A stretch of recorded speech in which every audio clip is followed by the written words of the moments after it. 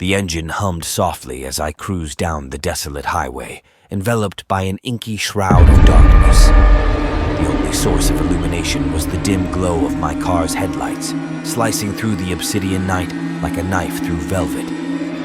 My knuckles tightened on the steering wheel, a feeble attempt to ward off the creeping unease that had settled in the pit of my stomach. I was alone, surrounded by the ominous silence that only the dead of night could bring. My phone had long since died. There wasn't a single soul in sight. I had made the fateful decision to take a shortcut through the back roads, thinking it would save me time on my long drive home. But now, with each passing mile, that decision seemed more and more like a terrible mistake. The road ahead stretched endlessly, a ribbon of cracked asphalt disappearing into the black abyss.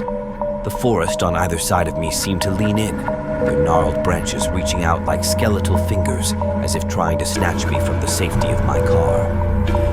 The night was thick with an otherworldly silence, broken only by the occasional hoot of an owl or the rustling of unseen creatures in the underbrush.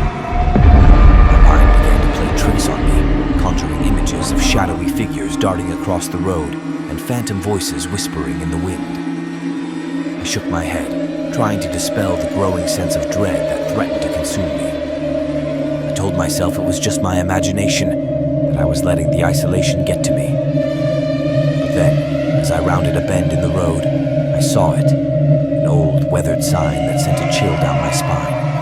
It read, "Abandoned town ahead. Turn back now."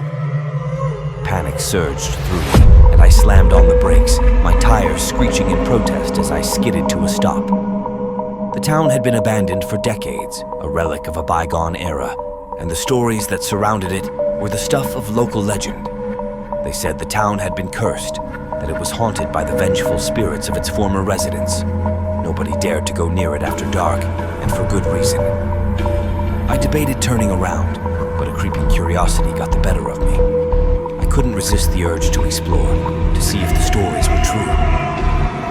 I pulled into the overgrown entrance of the town and parked my car, the engine sputtering to a halt. The darkness outside was absolute, and I fumbled for my flashlight, my trembling hands making it difficult to find. With the feeble beam of the flashlight cutting through the night,